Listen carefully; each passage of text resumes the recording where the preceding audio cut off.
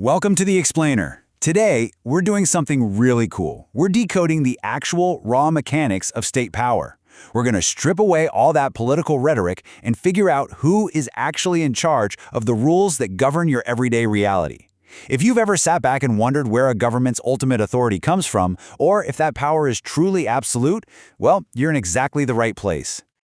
Okay, let's dive right in with this massive hook from sociologist Max Weber. He defines the state as a human community that successfully claims a monopoly of legitimate physical force within a given territory. Now, that word right there, legitimate, is absolutely key. It's this powerful reminder that supreme authority only actually lasts when it's widely accepted as legitimate by the people. It can't just be imposed by sheer brute force. I mean, force might win a battle, sure, but legitimacy, that's what actually wins the state. So, to really wrap our heads around this, we're going to break it down step by step. We'll start by defining ultimate power, then look at the anatomy of internal sovereignty, compare legal versus political sovereignty, explore the pluralist challenge, and finally, look at what sovereignty means today. Let's jump straight into Section 1, defining the ultimate power, the supreme authority of the state. To anchor this abstract concept in some relatable terms, let's look at the word itself.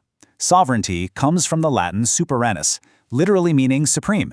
It denotes the absolute final authority of the state. Think of the state like the ultimate landlord or, the final boss whose word is absolute law. You have no equal inside your territory and absolutely no superior outside of it. And this isn't some new age idea. It was deeply shaped by early thinkers like Jean Bodin way back in 1576, and later Thomas Hobbes and John Austin. They pictured this single sovereign body whose commands bind literally everyone, yet who is bound by absolutely no one. And this beautifully illustrates the two sides of that coin. On one hand, you've got external sovereignty, which basically just means independence from the control of other states. It's the geopolitical equivalent of saying, hey, stay out of my yard. On the other hand, we have internal sovereignty. This is the supreme authority over every single person and institution within its territory. This is the my house, my rules doctrine. And this internal dimension, that's going to be the entire focus of our explainer today. Now, notice how this framework gives the state an almost unchallengeable, godlike grip over its domain. Internal sovereignty means having supreme authority over every single person, group, and institution within those borders. It honestly doesn't matter how big a corporation is or how influential a religious group might be. The state sits right at the top, above them all. Which brings us to Section 2, the anatomy of internal sovereignty, specifically the 6 classical dimensions. So how does this supreme grip actually work in practice? First up is absoluteness. This means the sovereign's authority is entirely unconditional. In classical theory, no individual, no association, and no institution can legally override the state's decisions. It answers to absolutely no domestic authority. Basically, the state's word is the final period at the end of the sentence. Building on that, we move to universality. This power is totally comprehensive. It binds every single person and association residing in the territory. We're talking massive multinational corporations, powerful trade unions, religious bodies, down to the family unit itself. There are zero, and I mean zero, legal exemptions from the state's ultimate jurisdiction. Third is preeminence, and this is a really fascinating distinction. Sovereignty actually outlasts any particular government. Think about it. Politicians get voted out, political parties completely collapse, entire regimes change. But the sovereignty residing within the state itself, it continues completely uninterrupted as long as the state exists. The faces change, but the power remains. Fourth, we have indivisibility. Classical theory fiercely insists that this ultimate power cannot be split between two bodies within the same territory. It's just simple logic, right? An authority that shares supremacy with someone else is, by definition, no longer supreme. You simply can't have two ultimate bosses. Fifth is inalienability. Now, the state can absolutely delegate tasks to different agencies or officials to actually get things done, but it can never, ever give away the supreme title of sovereignty itself.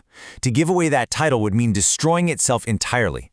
It's kind of like you can lend someone your car, sure, but you're not giving them the pink slip.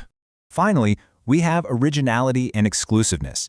This simply means that sovereign authority is self-generated. It's not licensed by or derived from any higher power. Because of this, only one such authority can exist in a territory at a time. It stands completely alone at the very top. But just when you think the state is this unchallengeable monolith, we hit a massive plot twist in Section 3. Legal versus political sovereignty the power behind the throne. So here is a really critical distinction in how power is actually held. On one hand, you have legal sovereignty. This is the body formally recognized as the supreme source of law, like Parliament in the UK, for example. But on the other hand, you have political sovereignty.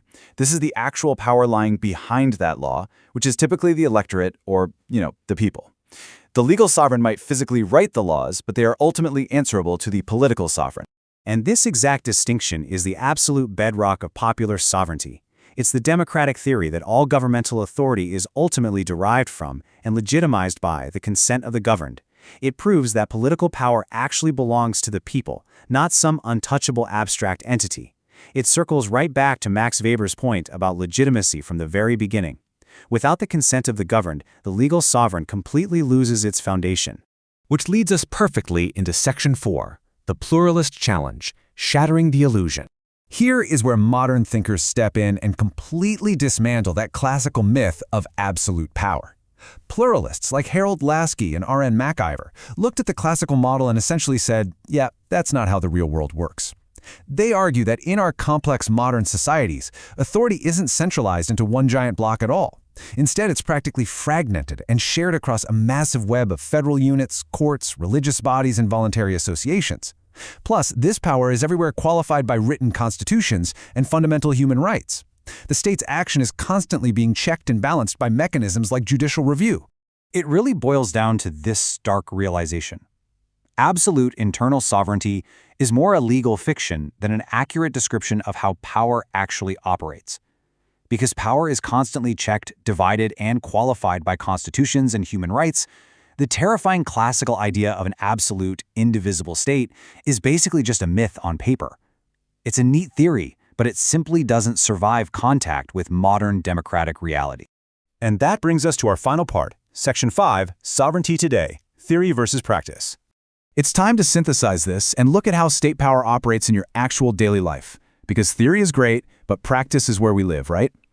Sovereignty remains the state's formal claim to ultimate authority. It's the framework we use to organize domestic order. But constitutional developments, the rise of human rights, and the pluralist nature of our society deeply limit this once unconditional power in practice.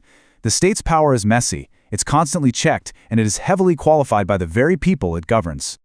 So, I want to leave you with this provocative thought to ponder.